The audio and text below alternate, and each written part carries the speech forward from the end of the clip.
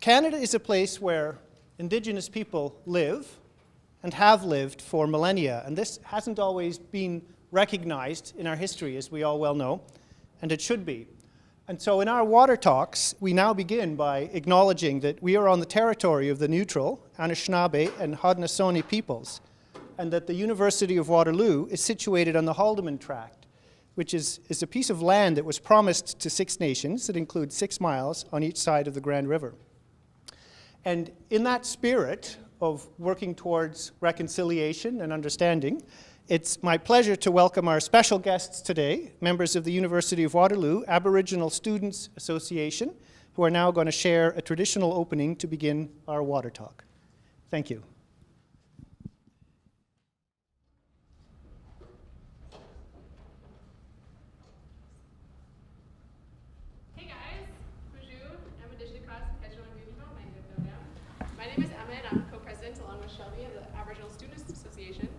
We're going to sing some songs for you guys, and we have our special guest, Christine here, who's going to say a few words in the language for you guys.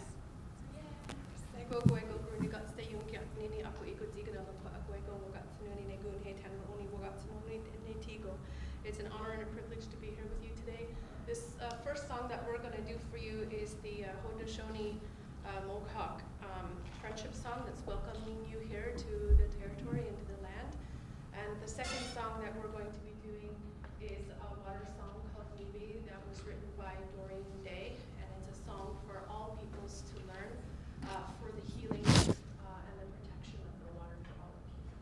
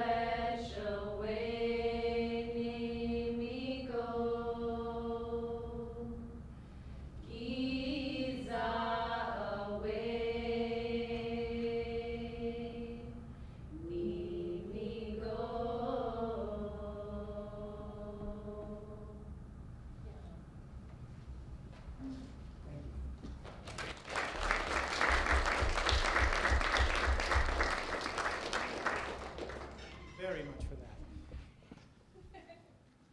All right.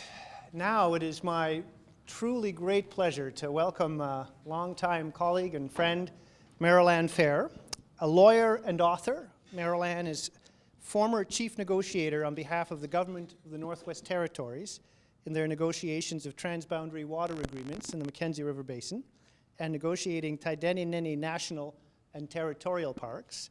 She's the founding executive director of the Centre for Indigenous Environmental Resources, or CIER as it's sometimes known, and she's worked with First Nations in addressing many environmental issues they face all across Canada. She's legal counsel and advisor to a number of Indigenous and other governments and organizations, and she regularly speaks on topics addressing environmental issues, Aboriginal rights, and governance. Sometimes individual people can make a great difference in the world. Merrell-Ann is one of those people. I'm really pleased and honored that she's going to share her thoughts with us today. Her talk is titled Water Co-Governance and Collaborative Consent, Working in Partnership with Indigenous Peoples to Protect Water and Honor the United Nations Declaration on the Rights of Indigenous People. And I'm really hoping that that's the same as the one that's on the slide behind me. Is it close? Okay, anyways, because sometimes they change at the end. In any event, please join me in welcoming Merrell-Ann.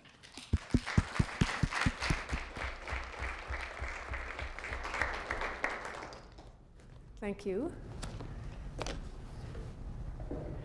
So I think all the women who sang those beautiful songs have already left the room. Is anybody still here? Oh, I just wanted to thank you very much for the beautiful songs. I'm deeply honored you would come here and sing for us before the talk.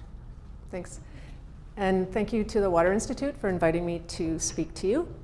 So as Rob indicated, I have been, for about the last 6 years, I was the chief negotiator for the government of the Northwest Territories. At the same time, I'm the executive director of the Centre for Indigenous Environmental Resources. And so I've sort of been on both sides of the issue when it comes to how governments, Indigenous or non-Indigenous governments, see their rights and how to negotiate together to try to come to a solution that might meet everybody's needs. And in the process of negotiating some agreements I'll tell you about, it happened all around the same time that the United Nations Declaration on the Rights of Indigenous Peoples was finally accepted by Canada. There were a few other key drivers that happened at that time, which I'll explain. And so I've started to think of the way that some of the people I've worked with have engaged with Indigenous governments as a potential path forward. And I'll share with you why I think that. And you can decide for yourself whether you think some of the stuff we've been working on in the North is getting us partway there, whether it's a model that other parts of Canada might find useful or interesting, or at least worthy of further consideration. But my talk is not going to be really that much on the agreements themselves. If you're interested at all by the end of the talk on what the water agreements are that I negotiated in the North with my team, you can get them off of the Northwest Territories website, the Alberta website, the British Columbia website. Each of them have the copy because we are all signatories to this, and you can find them there in their environment departments or their water departments or what have you. So I'm just going to give you a little bit of context for these agreements first, and then I'll quickly move beyond the agreement part itself. The yellow there is one of the five, but one of the four big basins in Canada. That's the Mackenzie River Basin.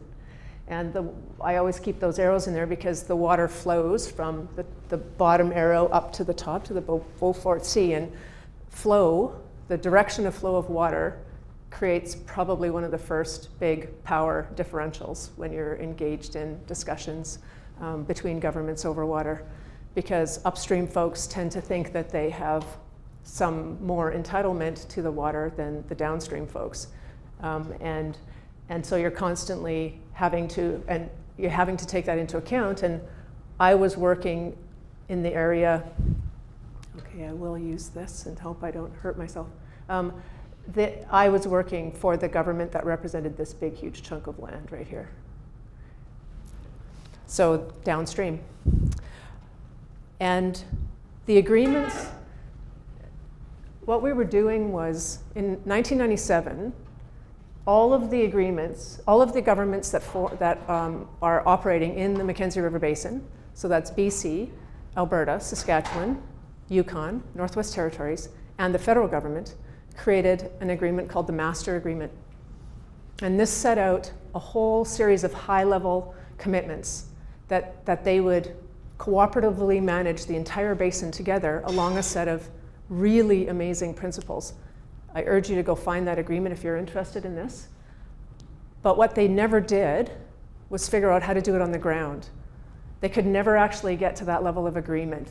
When it came down to the specifics, the negotiations fell apart in 1997, so they decided at the last minute to put in a requirement to do bilateral agreements. So on the ground, as the water crosses boundaries, how are we going to actually protect the water according to these big principles in the Master Agreement? And those are called the bilateral agreements. And they were never negotiated. And I was brought in for the government in the Northwest Territories to help sort of kickstart the process and get some of them done.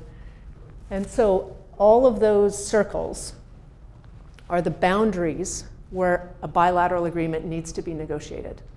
And the ones that have been completed are this one right here. That's the NWT Alberta Agreement. This one right here, that's the NWT BC Agreement. This one is close. This one is difficult. You can understand why. You've got the dams here and you've got the oil sands right here. This one is close. This one was developed a long time ago. It isn't great, and so we're going to update it. And this one is just one that the NWT wants to offer to the government of Nunavut. They're not technically within, there's just a teeny tiny bit right here where Nunavut is in the Mackenzie River Basin, but they're not a signatory to this original agreement here because they didn't exist in 1997. They were part of the Northwest Territories back then. They separated since then, and so there's a little bit of an anomaly, but the NWT wants to offer that to the Nunavut. And so you'd see if all of these agreements are actually done, you'll have like this massive land part of Canada that's governed by this cooperative management regime. And there's a whole bunch of agreements. You can see there, NWT will end up having the most agreements at 4, plus Nunavut, so 5 agreements. The 2 agreements that I was working on, the one with Alberta and the one with BC, were signed last year. So March and October, respectively. And they're in the process of being implemented. Now, to move on to the subject of, you needed to understand some of that context so you know now what all the complication was and how it relates specifically to Indigenous governments and people in the area. The Northwest Territories is probably the most complicated place in Canada in terms of Indigenous rights, the expression of Indigenous rights. There are settled land claims there. There are land claims that are being negotiated that have been under negotiation for 25 years. There are treaties. There are treaty land entitlement processes underway. So that's trying to deal with unfulfilled treaty promises. There are Indigenous nations who don't accept any of those things, even though they all exist, and they feel they have inherent authorities that entitle them to be at the table. You have like many, and this is one of the maps that you can get off the government of the Northwest Territories website. It's about 10 megabytes, just that one map. It'll freeze your computer downloading it because it's got so many layers. You can't see, obviously, but every single one of these things is a different nation with a different sort of set of kind of rights that they're asserting or dealing with. And one of the things I wanted you to see is when you look down here at Alberta and BC and Saskatchewan here, there's many overlapping lines. Like you have different nations asserting different things over the same territory. And that doesn't even account for what the federal government or the territorial government think about their own jurisdictions. So this is a situation where we had to say, if we rely on what the law says about who has which rights and wait for that to be really clear and everybody to agree, we will never get anywhere. We will not get these agreements done. The safety net that we have, we know, everybody probably has heard of the duty to consult and accommodate, because Indigenous people have rights that are protected under the Constitution. If a government wants to go ahead with something like an agreement or anything like that, they have a duty to consult Indigenous people. But that tends to be interpreted as a late stage kind of obligation almost. And so we tried to pull that way to the front of the process and say, we might have a duty to consult, but we actually want to get to the point where this agreement and all of the things we're doing are co-owned. We believe they're ours as all governments. And so the only way we can do that is if we're all at the table from the moment. All we really know is we want an agreement. We have no idea what'll be in it. We don't even know what we want, anything, but we all need to be there from that very first moment. Now, I need to point out, it wasn't the case that Indigenous governments were at the negotiating table when the first agreement in 1997 was signed. But since that time, the government of the Northwest Territories, at least, has taken a very, very, very proactive role in involving Indigenous governments in how business is conducted in the territory all the time. And I'll give you some examples later on in my slides. But so the message from this slide is just that there's an incredible level of complexity that standard processes will not address. So we had to think of something different. Now, as we were getting to the end of the negotiations, and I'll show you sort of what we did, but as we were getting to the end of the negotiations and what is facing us all now, today, no matter what process you're in, because I'm done those agreements, I don't work for them anymore, and I'm working on other files as all of you are doing your thing, and these are the drivers. The next 3 slides I kind of see as the main things that affect all of the work any of us do basically in Canada right now, particularly when it comes to land and water. One is this statement, which is the commitment of the current government. It's the first time in Canadian history that a federal government has said something like this, that we need a nation-to-nation relationship with Indigenous people. It's our Prime Minister who said it. And that no relationship is more important to him and to Canada than that relationship. So great expectations for what this will look like.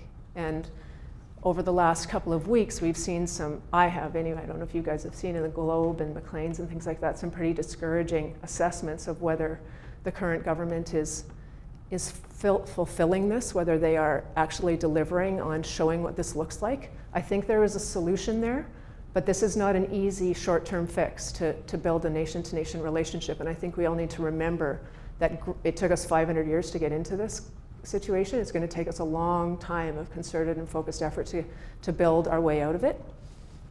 But the nation-to-nation relationship is a continual driver. The second one is, of course, the United Nations Declaration on the Rights of Indigenous People. And in 2010, Canada finally endorsed it, saying that they are confident, and this was under the previous government, so it was met with some skepticism as what did the previous government mean by this particular phrase, that they're confident that it can be interpreted within our Constitution and our legal framework? Does that mean that it's nothing new, it's nothing additional, and it's basically, the most cynical view would be, we have to consult with Indigenous people when we want to do something. That's all this is. It's just basically saying we need to consult with them, and we'll do that. I think that's what a number of people interpreted this statement as being. I think it is much more than that, but it is still, the United Nations Declaration is still completely legal within our framework of how Canada is structured and how we do business in this country, and I'll explain to you why I think that. The most controversial provision, and it shows up a few places in the Declaration, is this free, prior, and informed consent piece, which is basically saying in a number of ways and in a number of places, but for this discussion, probably the most relevant one is when it comes to decisions that are being made about their lands, and they have the right, they have to have the opportunity to give consent.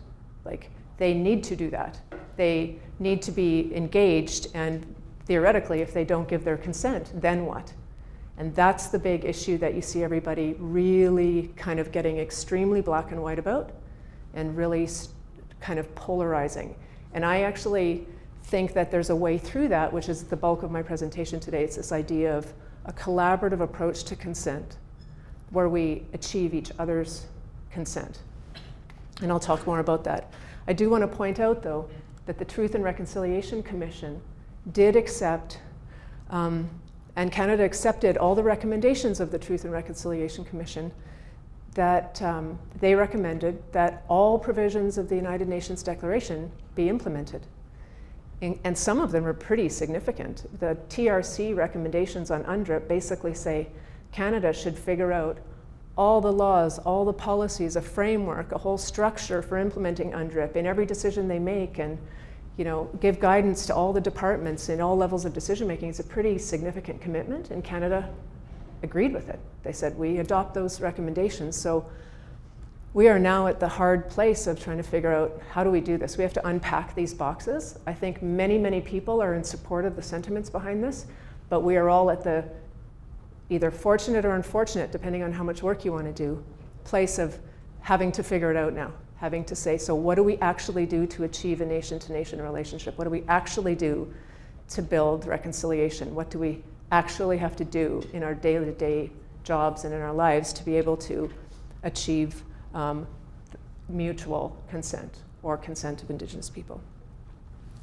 The third decision, and it came at just shortly after, not that long after Canada accepted the United Nations Declaration, was the Chilcotin decision out of BC, which you probably have heard of. It's the decision, the first time in Canadian history, that the Supreme Court acknowledged the actual existence of Aboriginal title in Canada. They had acknowledged that it existed before that. There had just never been a place where they'd actually said, and it exists right here.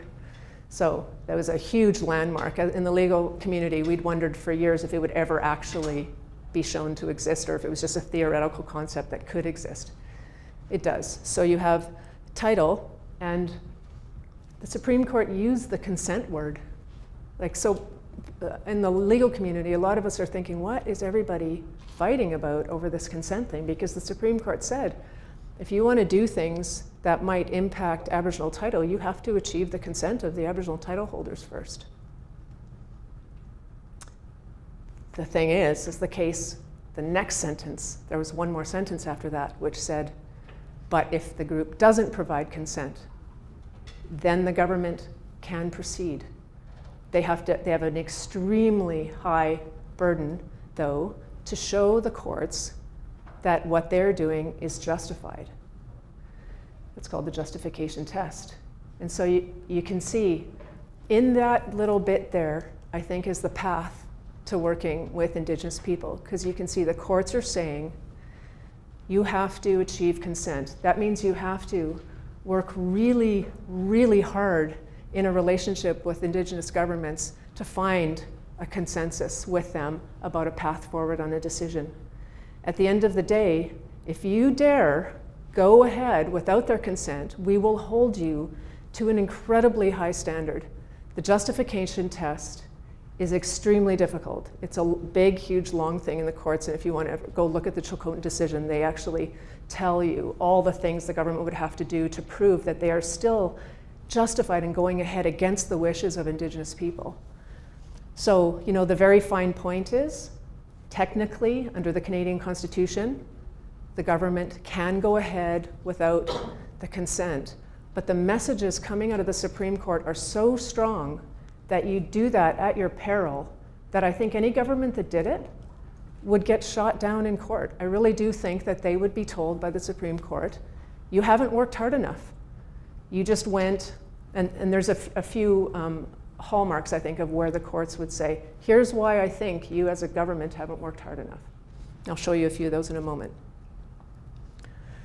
So people like Tom Flanagan in the Globe and Mail is classic, this kind of stuff, where it's really trying to polarize the discussion and say, if we implement the United Nations Declaration, or if we engage in dialogue with Aboriginal governments on an ongoing basis, we're giving them a veto, and all resource development will stop, and our country will fall apart, and we're overturning the Constitution, and this real fear-mongering, which I think is just a diversion from the very hard work that we have to do to build relationships between governments at all levels, across all governments all the time.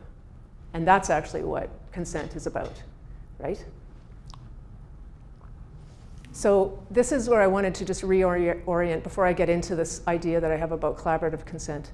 I wanted to reorient some of our language. And I don't usually veer into stuff like this, but I've had a lot of conversations lately where people, specifically about UNDRIP, have been really wanting to work together. And I just want us all, no matter who we are today in this point in time, my personal view is none of us are colonizers. We inherited a system that none of us created. We have a choice whether we perpetuate that system or not, right? That's the most fundamental choice we face. We are all needing to sort of decolonize our own thinking about what it means to be in Canada and what it means to, what's our responsibility to fix some of these problems. But they are a legacy we inherited. And through our votes and through our things we say and the work we do, we can change that legacy. But I don't want to be a colonizer any more than I want Indigenous people to be in a group called the colonized. It's a separation, and I actually think that most of the people that I work with tend to call each other as allies and partners and collaborators in trying to fix a broken system that we got.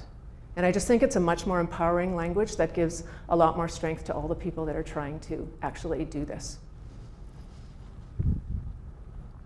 So, when we did the negotiations for the water agreement, the first fight we had was within our own system, where at the very beginning, our Department of Justice said, remember, you need to consult with the Aboriginal governments. And we didn't know when to start that. And what we decided to do was start at the very beginning and bring them in a whole bunch of, on the negotiating team, have advisory committees. The government has committees, there's a whole bunch of levels, and we said, but if everybody's working together to build these agreements, why do we need to consult at the end? Like, it'll be agreements that we all support. And that's where we first started to conceive of this idea of collaborative consent. We're constantly negotiating with ourselves at a table and coming up with what we think can work, and we don't walk away. And it seems like a deceptively simple solution, right? Because it really is about sitting and having a permanent commitment to not walking away from a table that you're at. And there's an anecdote from the person I reported to then, who was the minister. Half of the Northwest Territory are made up of Indigenous people. It affects their cabinet, it affects their government. It probably has a lot to say about why they are as progressive as they are in terms of their relationship with Indigenous folks. And he, as minister, was in a meeting with a whole bunch of Aboriginal governments, and on one particularly very difficult topic, one of the governments was just going to get up and walk out. And because in protest of what he was saying, the minister was saying, and the minister said, we're in a government-to-government relationship.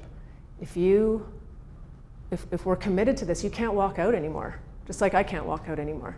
Like, we just have to stay here and go around it again and again and again. And if we have to table the issue for another month, we'll do it, but we never walk away.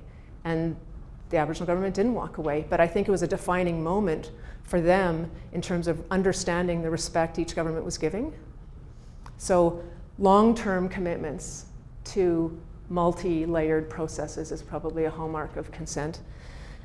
And the one bullet I wanted to, the last one about the fettering, I want to unpack that one a little bit for you, because when you're in these tables, say you're able to get through whatever bureaucratic system you've got that is trying to stop you from doing this, because believe me, that will happen.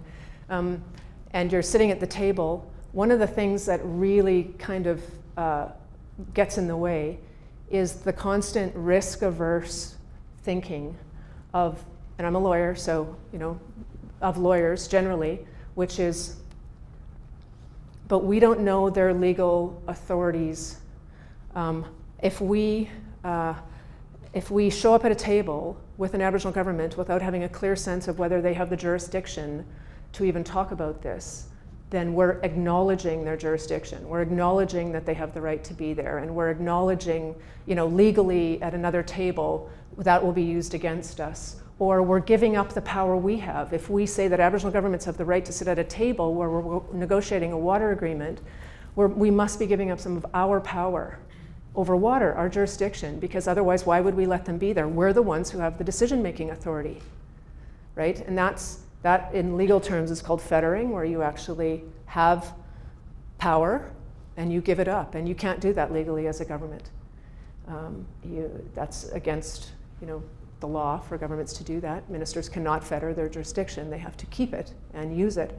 And so the way we got around that, or kind of reframe that, was to say, regardless of whether we agree with each other's interpretation of our own power, whether or not, I, as the chief negotiator for the government of the Northwest Territories, agree with the chief negotiator for the Acacho government, for example, that they have full authority over water and they own all their land and the GNWT has no right to be there.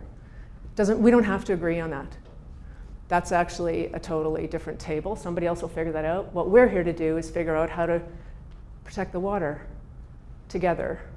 And why don't we just agree on what we're each going to do and what our goal is, and how we're going to work together over time, and what capacity we need to get there, and what are the rules we're going to follow in doing that, and can we put that down in a piece of paper, and we'll call that an agreement or a memorandum of understanding or something, but we will move ahead with the thing we want to get done that'll make all of our lives better without fighting about those other things.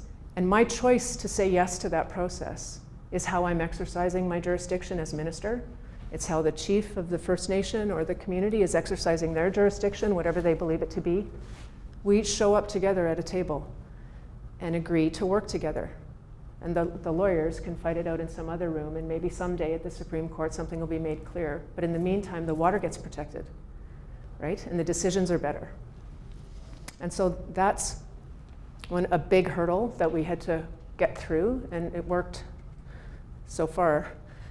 Now, one of the things that I wanted to, I don't know if you've heard any of the current government ministers talk about, I think Minister McKenna is probably the one who's talked about it the most, about cooperative federalism, about the fact that, and the Prime Minister has also, that our country is about, we're a federalist country, and we cooperate to govern this country. You have different levels of government. You have the federal government and the provincial government. They each have different jurisdictions. And they have to cooperate if the country is going to fit together and work at all, right? Because they don't have jurisdiction in the same area. And so you have to have tables, which exist, many of them do, where the federal and provincial and territorial governments come together at the very highest level to set decision-making and policy direction for the whole country all the time. They're called FTP tables, federal, territorial, provincial tables. And they involve usually ministers and premiers and prime ministers. That's who usually sits at them, and they deal with all kinds of things. In the environment section, there's a whole bunch. The Canadian Council of Forest Ministers, the Canadian Council of Ministers of the Environment. There's lots of stuff in every area. And Indigenous governments are never there. And so I've always said, all we really need to do is start that's the table of federalism, the table of confederation. That's how Canada was first created. If we said to ourselves, Indigenous governments are one of the founding nations of Canada, what we have not done is pull up the extra chairs to the table of confederation, those FTP tables. That's what we need to do. We need to bring them there all the time, so that all of these decisions that are normally made by just the non-Indigenous governments, now together we're making decisions. At the highest political level, it's actually a very graceful solution. It's an elegant solution, but it involves a dramatic shift in the mental ideas about power and who can be at tables like that, right? There is some questions also about who would be at the table on the Indigenous government side, and that's a very important question. The Minister of Justice posed it to all of the First Nation chiefs in Assembly less than 6 months ago and said, folks, if we want to implement UNDRIP, you have to tell us who you are. Like, who's going to come to the table? We can't have every single community. We can't have 600 communities, and that's just First Nation. That's not even included Métis or Inuit at these tables. Like, how are we going to organize? How are you going to organize yourselves? But that's a good question to ask, and I was happy that she asked that, because that's getting into the unpacking the box, the meat of this problem.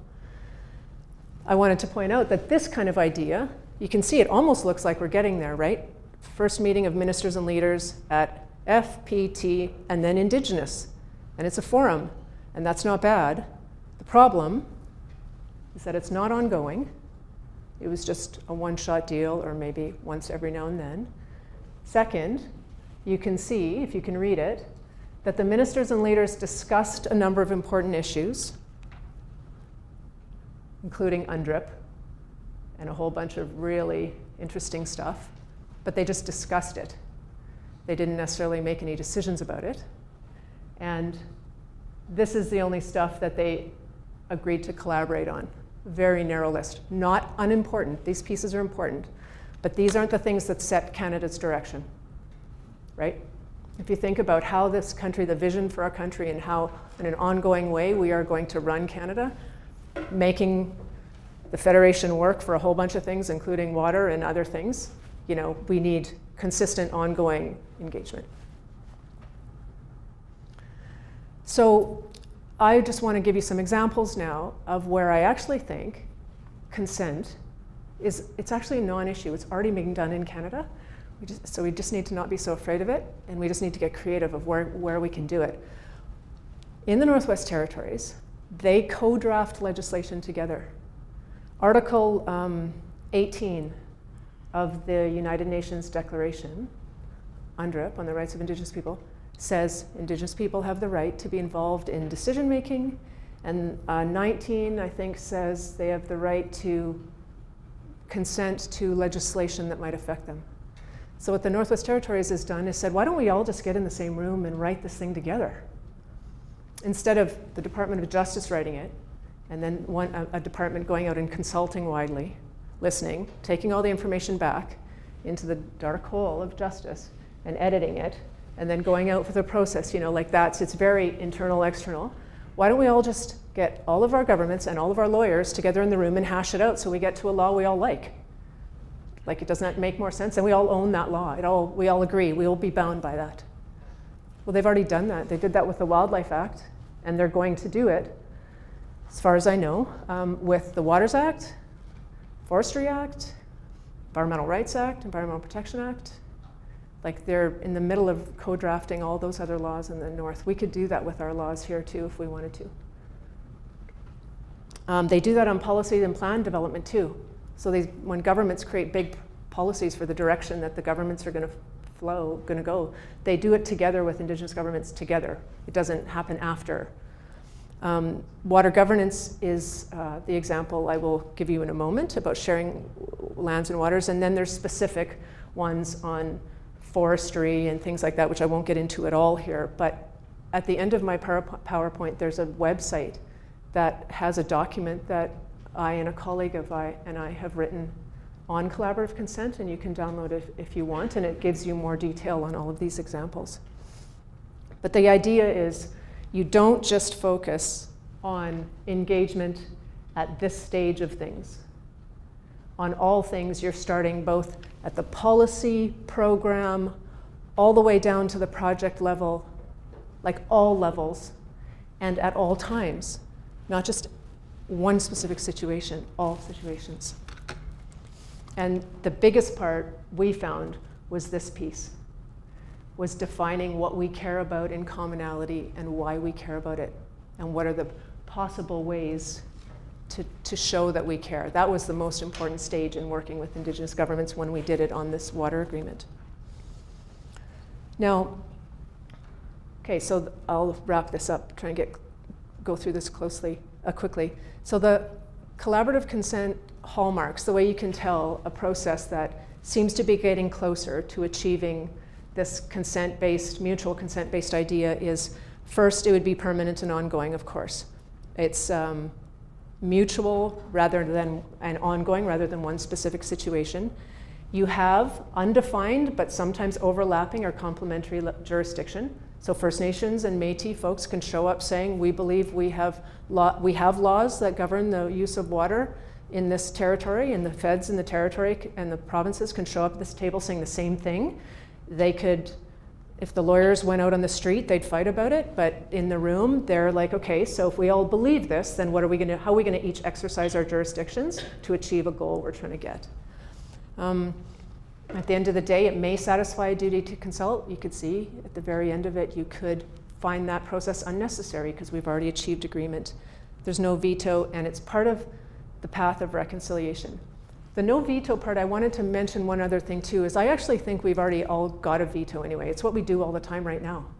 Like, if we don't get along, we just go sue, or we do public protests, or we do whatever we do when we're deciding that we don't want to play in the sandbox anymore. We don't like what you're doing. You don't like what we're doing. Like, that's no different. I think choosing a consent-based process is choosing a very different path that recognizes we're not going to play like that anymore. We're actually going to behave as governments that all have a right to be at the table. We just have to really commit to getting to a solution that works. And of course, you could see if you did this ongoing in all areas at all times, you would ultimately be reconciling, right? The reconciliation goal would be being met over time. So in the interests of time, I wanted to show you an example, and you can decide if you think this is getting us somewhere based on what I've said on consent. The end result of the agreement, and this is just the governance piece of it. I'm not talking to you at all about what the water agreement actually says in it. But in the agreement, there's a certain governance structure that's set up, the water agreements. And I want to explain to you, and you guys decide at the end of the day how it could be improved maybe.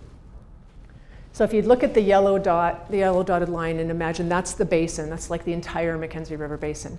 The black dotted lines just symbolize the jurisdictional boundaries, so Alberta, BC, NWT, what have you. At that basin level, that master agreement that was created in 1997 created a board of all jurisdictions that sit on it, and every jurisdiction has an Aboriginal government that also sits on that. I think that's the only place in Canada, the only government agreement in Canada that does that. An Aboriginal government for every jurisdiction and the actual jurisdiction itself. So you've got a pretty interesting model right there.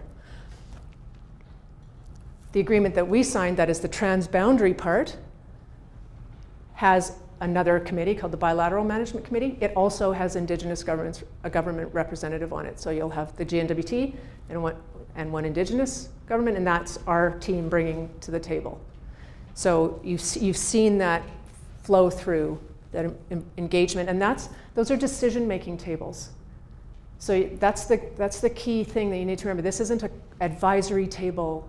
This is where decisions are made on the agreement, and that's the key difference. You need to have representation where decisions are made, not where advice is given, or at least not only where advice is given.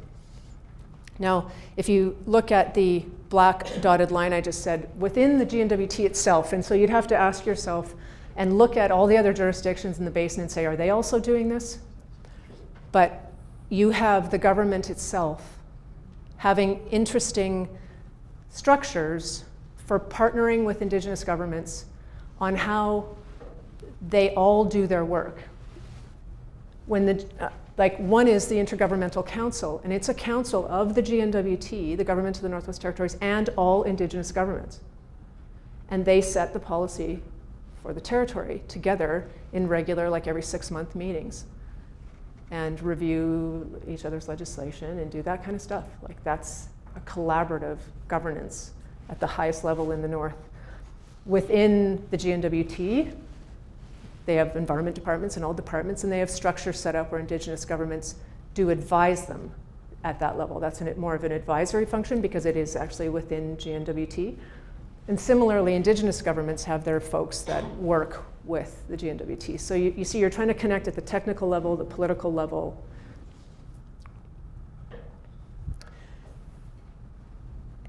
Now, one final thing on this. The one thing that I think you would have to ask is, do the other jurisdictions in the Mackenzie River Basin also play like this? Do all of these structures communicate well? Like, does this communicate with this well? Does this communicate with this well?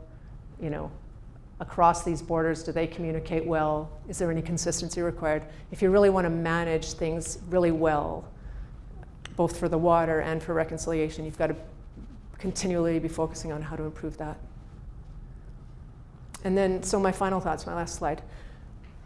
And these are just big picture ideas that are more for you to think about. They're not conclusions, but they're basically my experience working for 25 or so years in this field is that we are still at a very core level in our relationships with Indigenous people, thinking about the creation of this country as kind of a divorce, your land versus our land. We'll settle your land. That'll then not any longer be our land. You know, your rights, our rights. We would need agreements to do all that and all that kind of thing. To me, that represents a mentality that is about like a divorce rather than a marriage of governments that are here to build a Canada that is good for all of us. And you can see if it's a marriage, you're just constantly working at it, right? Like all the time. Yeah.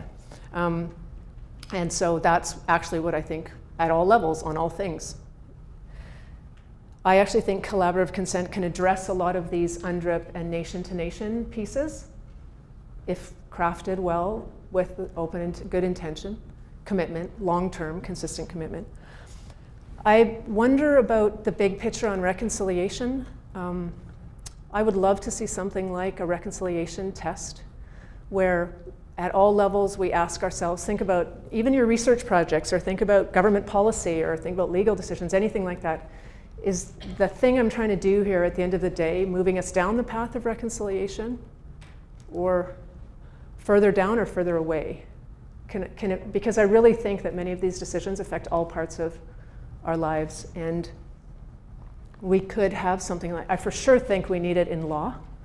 We need to assess government decisions based on a reconciliation type test, but it can apply in any situation. And I've long believed that we're not only reconciling between Indigenous and non-Indigenous people, there's a reconciliation required between all people and the environment and the ecosystem that we are dependent on and live in, and that form of reconciliation is also a critical piece.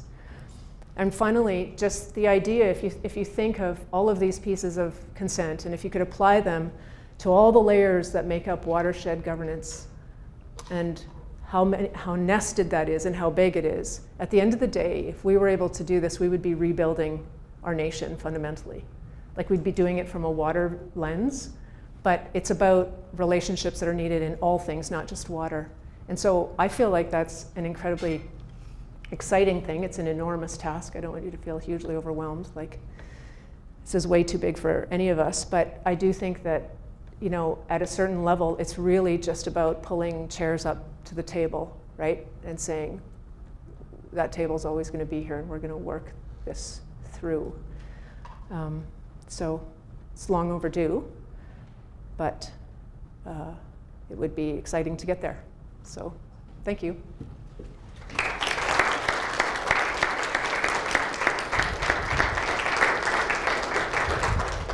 Thank you, Merrell-Ann. And I think we have some time for questions. About how long, Kevin? 10 minutes. Okay, so this microphone is for recording. It's not for amplification. So when you want to ask a question, you need to let me know. I will bring you the microphone. You can use it, and then your question will be recorded as well. So who would like to begin? Roy. Thank you very much. That was very interesting. It reminds me a lot of the role of procedural justice approach, where the process of getting to an outcome is even more important than the outcome perhaps itself.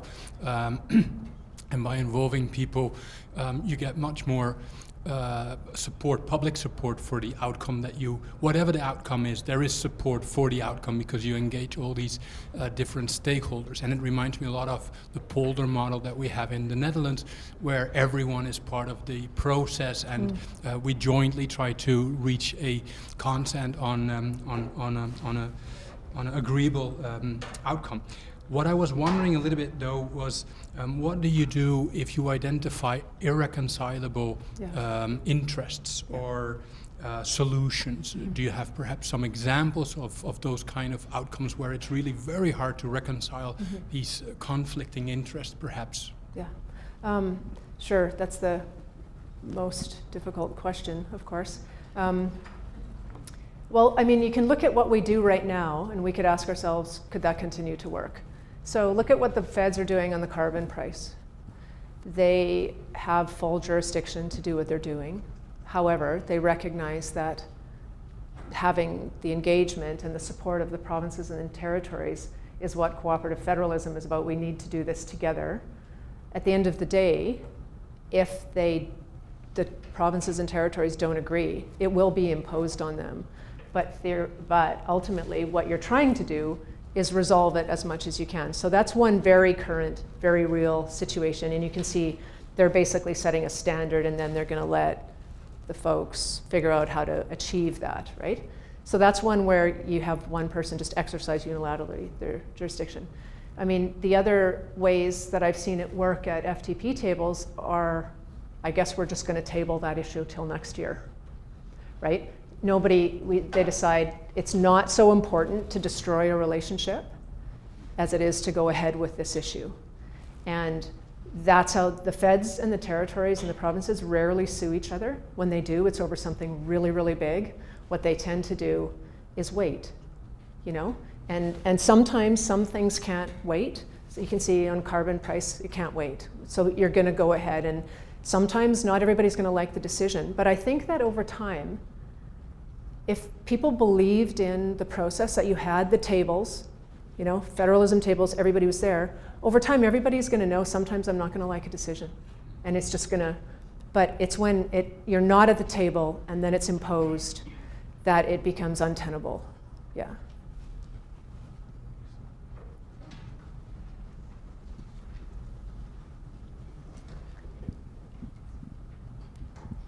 Thank you so much for your talk. That was really interesting. I was just wondering your thoughts on like the North in general, but especially the GNWT.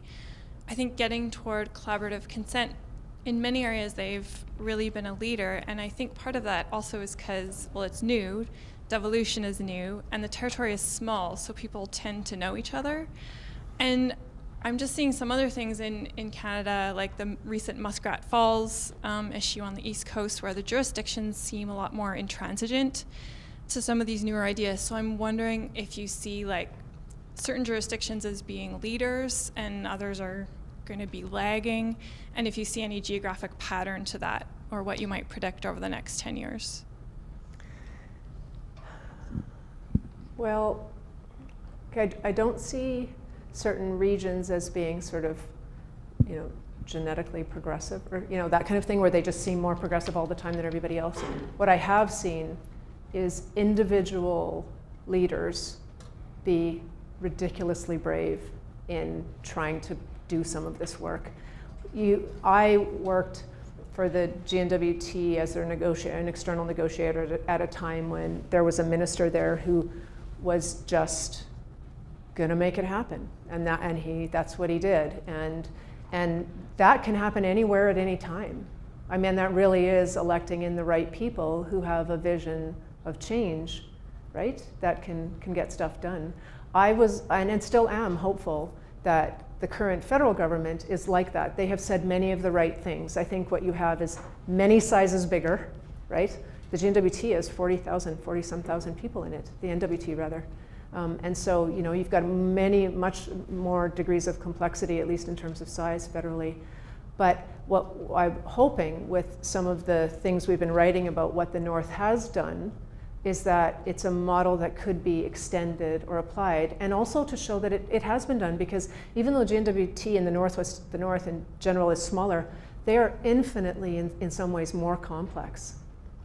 Just the rights issues alone, just going through devolution in the last 2 years, like these things are huge in terms of government complexity, and they still do this process. That's what governments do. You just manage your way through the risk and the complexity. It's just who's managing it, who's at the table. It really comes down to that over and over again.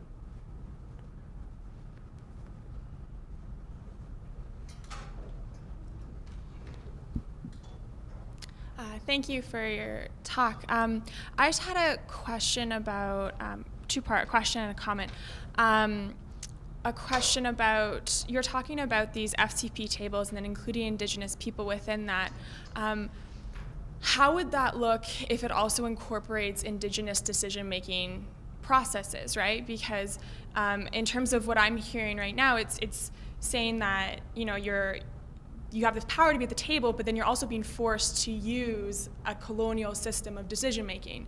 And so what are the other ways of changing that around and actually thinking about forms of decolonization, of how we come to decisions where we're following the first people of this land when we are making those decisions? And then the other part was just to bring to people's attention that there is a constitutional challenge happening November 30th around consent of Line 9.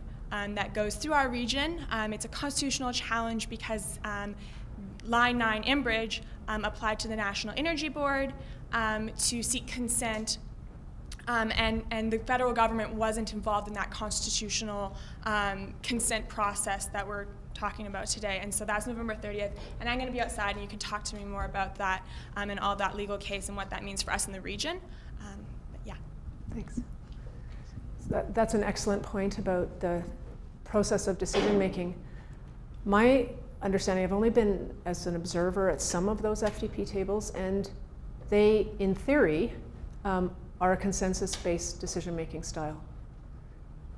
And to the extent that Indigenous governments, and I've routinely seen Indigenous governments and communities use consensus-based styles also. And so I think there's huge room for improvement. The way that the consensus ends up being reached right now is often those FTP tables don't have really difficult issues that they discuss at the actual table, right? They'll leave those off the agenda until next year or till whenever, or they'll leave the officials to deal with it, and it doesn't get to the ministers to actually talk about. And so you have some big fixes that would have to happen, and so it might not even be those tables that are the ones you want. You might have to create something new, but the idea is you have decision makers at constant, like at permanent tables where the big important decisions are made. And yes, all government's officials will work to get all that ready, including Indigenous government's officials, right? You work to find the areas of consensus that the leaders can find, but it is still a consensus style. And even at the end of the day, even with the Indigenous governments I've worked with, consensus doesn't mean a decision never goes ahead. Sometimes it means that, sometimes it doesn't. It depends on the decision. Sometimes it means your opposition or your views have been noted, but you're willing to let the decision go forward even though you don't like it. Other times it means we're not talking about this now for a while. We need to break on this and we have to wait and nothing happens. Other times, you know, it changes depending on the type of decision sometimes. And so, yeah, like I think you've got much more, you have to be able to handle a lot more complexity if we were to really do this. But I think it's needed, I agree with you, and I think other methods of decision making will be critical to having it be successful. So I have a question too, Merrell-Ann, and by great good fortune, I also have a microphone, so isn't that a nice coincidence? What I'm wondering is, for the model of collaborative consent that you've been outlining here, I noted at the beginning you began with some drivers, including Tsilhqot'in.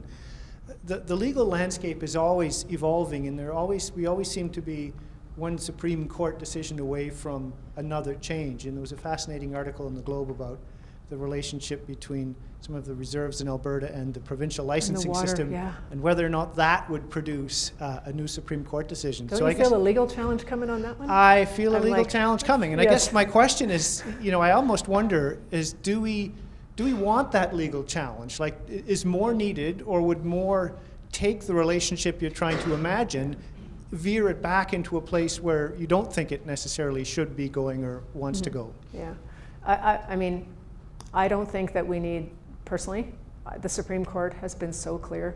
200 cases in the last 20 years on Aboriginal rights, and the vast majority of them have been successful on the favor of Aboriginal people. The Supreme Court has said, we're all here to stay, you guys need to figure this out, it's about reconciliation, blah, over and over and over again. The message to governments could not be clearer. And yes, they're struggling with getting as far down the consent path as they can without truly rewriting the Constitution. But the Constitution protects Aboriginal rights also. as creating the federal and territorial division of powers, right? And federal and provincial and territorial. So I actually think that there's a message that's coming from the courts. We don't need to hear it any more times. What we need to do is actually implement it. And it's implementable. My ultimate message is I actually think it's implementable if we actually unpack the things we want to do, like create laws and create policies and create programs that work for everybody. We can actually do that. That's not to say that legal challenges aren't necessary, like the one that was just mentioned. Could absolutely, at certain points, that's where there's irreconcilable differences, people will resort to the law. That's what it's there for. I just think there's so much that can be done way before that. We resort to that way earlier without doing all of those things that are actually doable and are being done in some regions. Excellent. Okay, so I see a question here. And just for a quick head count, are there more questions after this one? Okay, so one here and one here. All right. Hi, thank you very much for your talk. It was very interesting. So with regards to incorporating all the communities that could be affected by any watershed, you had said that it can be very difficult because there may be sometimes hundreds of communities that could be affected of just Indigenous peoples. So maybe, in your opinion, what do you think are some good ideas or maybe next steps to make sure that there's always inclusive and effective collaboration between the governments and Indigenous bodies? So I think one of the things you can do is ask Indigenous peoples that, and that might seem like a bit of a cop-out of an answer, but it's actually really genuine, because I believe that the creation of the framework of the process, the actual process itself, needs to be co-designed, right? So if we said, okay, we have a watershed governance structure and it involves this board and then these sets of committees and this, and how do you guys organize to fit into our structure? Well, you've already designed a process that may not work for them. And so the question is, it would be, what's the forum that you could create to ask that question? How can we both design a system that we can both fit into at all the levels we need to fit into to achieve a watershed outcome that we're looking for?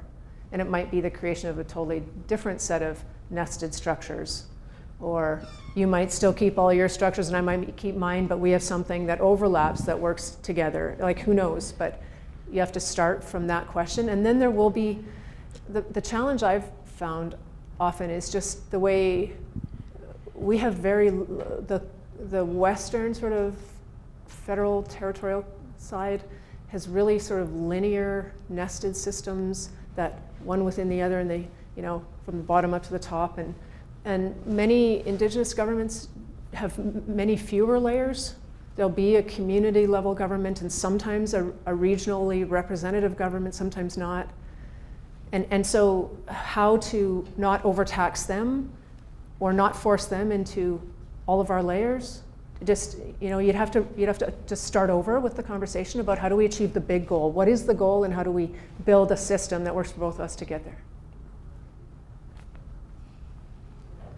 Okay, so you sort of took my question, but it was sort of the same idea of the Indigenous communities are being asked to, pull up chairs. We need to pull up chairs to the table. How are we ensuring that the right representation is there? And what is that process that's going on within Indigenous communities? What's the kind of dialogue that's happening to ensure that there are the right people, I don't know if that's the right word, but that are bringing that representation that's needed for those communities? And I guess a second part or tangent, but how is this notion of Indigenous co-governance and in the context of evolving legal regimes, how is that enhancing sustainable water governance within Canada, do you think?